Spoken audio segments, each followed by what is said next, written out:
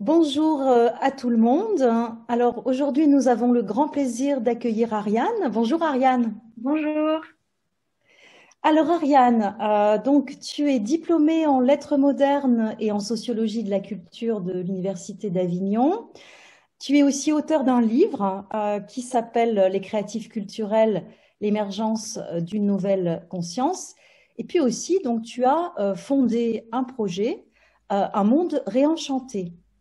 Alors Ariane, nous allons te poser trois questions. La première question, qu'est-ce que pour toi la spiritualité? Alors déjà, je trouve que le mot spiritualité, euh, c'est difficile de définir. Quand on demande aux gens c'est quoi la spiritualité, il n'y a pas une définition précise en fait. Euh, Spirit, ça signifie esprit en latin. Enfin, non, spiritus, ça signifie esprit en latin. Et je pense que pour moi, la spiritualité, ça se réfère justement à cette notion d'esprit. Et j'ai envie là de faire référence à la caverne de Platon. Pour moi, en fait, on est dans un monde un peu, comment dire, voilé, obscur. Enfin, on ne sait pas trop quel est le sens de la vie et pourquoi est-ce qu'on est là et pourquoi on vit, pourquoi on meurt. Enfin, donc il y a une angoisse en fait existentielle qui est là dès le départ. Enfin, moi personnellement, quand j'étais ado, j'étais angoissée par l'existence en fait. Et c'est pour ça que je me suis intéressée finalement à est-ce qu'il n'y a pas quelque chose qui nous dépasse enfin, je me sentais appelée à vivre des grandes choses en fait dans la vie. Et mon quotidien n'était pas au rendez-vous en fait. Mon quotidien c'était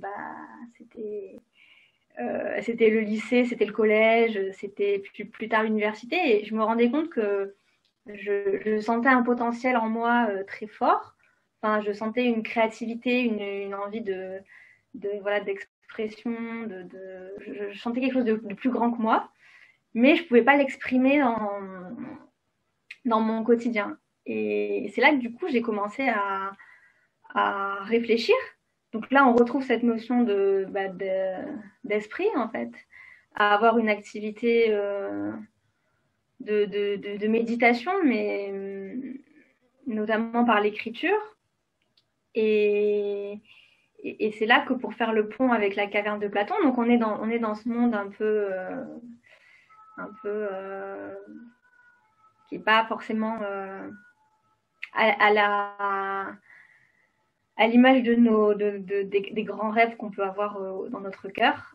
Et du coup, c'est comment est-ce qu'on arrive à sortir de cette caverne sombre pour sortir pour se rapprocher en fait de ce qui est vraiment en nous et comment exprimer nos talents. Alors là, c'est là que j'avais fait un petit dessin il y a quelques années qui exprime un petit peu cette idée où, en fait, ça, c'est un cerveau. C'est un peu l'idée d'un esprit, enfin, notre esprit, avec des petites des portes, en fait, et des clés. Et c'est un labyrinthe, en fait. Et comment on sort, en fait, de ce labyrinthe pour arriver un peu à trouver la porte ultime qui mène au soleil, quoi, au, au bonheur. Au bonheur. Moi, j'aime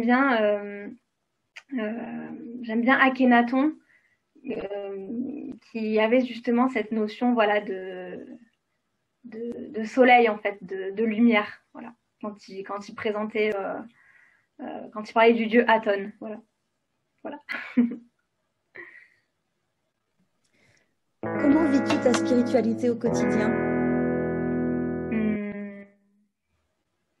Alors moi, je fais pas de méditation, je fais du yoga par contre, mais en fait, j'ai pas l'impression de vivre comment dire. Je pense que pour moi, ça passe plutôt par le fait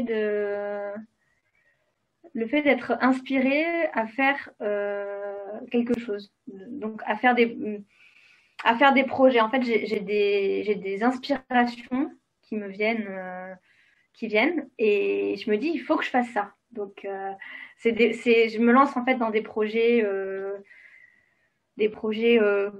Bah, donc là, j'ai créé une association en 2016-2017 qui s'appelle Un Monde Réenchanté. Donc là, l'objectif, c'était d'accompagner des jeunes à développer leur talent, révéler leur potentiel. Et à chaque fois, en 2014, j'avais créé un festival. Enfin, voilà, donc si tu veux, à chaque fois, j'ai mis en place des projets qui, d'une certaine façon, me dépassaient. Et donc, pour moi, c'est une manière ouais, de vivre ma spiritualité, c'est-à-dire de vivre à fond, de me lancer à fond, corps et âme, dans des projets inspirés où je sens que je suis appelée dans cette direction-là. Voilà. Et sinon, après, je pense qu'il y a le fait d'écrire, je pense que ça me connecte aussi à. Pour moi, écrire, c'est une forme de méditation, en fait. Et ça me connecte à ce que j'ai en moi. Ça me permet de savoir ce que je pense, ça me permet de savoir de quoi je suis faite intérieurement. Et donc, ouais, par l'écriture, je crois que c'est une façon de vivre la spiritualité au quotidien. Est-ce que tu penses qu'un monde spirituel soit possible? Oui, tout à fait. Donc un monde spirituel, en tout cas un monde meilleur. Je pense que là, on est dans un moment charnière de l'histoire. Il y a vraiment, pour moi, ma vision, c'est on arrive un peu dans les temps de l'apocalypse, en fait. Annoncé. Alors, apocalypse, ça signifie dévoiler ce qui était caché. Donc, pour moi, c'est un temps ça signifie révélation aussi. Donc, c'est un temps où les vérités éclatent, quoi. Voilà. Donc, quelle vérité? Bon, voilà. Après, c'est tout un sujet. Mais moi, ce que je pense personnellement, c'est qu'il y a beaucoup de choses qui ont été. C'est que ce que je pense, c'est que le monde est sous est pris en fait et sous influence obscure entre guillemets, enfin, de forces de force noire obscure. Et donc là du coup, quand je parle de force, on peut faire le lien avec l'idée de spiritualité comme l'histoire des mondes. Souvent, les gens parlent de monde invisible. Voilà. Alors c'est vrai que moi je parlerais plutôt de monde énergétique plutôt que de monde invisible. Mais je pense que oui, il y a quand même des forces anti-évolutives qui sont très présentes sur Terre. Et c'est ce qui fait que l'humain ne peut pas exprimer pleinement son potentiel, en fait, et son humanité et sa créativité. Et, et je pense que là, on arrive à un moment où l'humanité va peut-être pouvoir enfin exprimer, ce ce potentiel caché, enfoui, justement par une libération, une libération de l'humanité, une libération du monde, notamment via, je pense qu'il y a un nouveau leadership qui peut émerger là. Donc là, on est en 2021. 2021-2025, je pense qu'il va y avoir un bouleversement mondial énorme.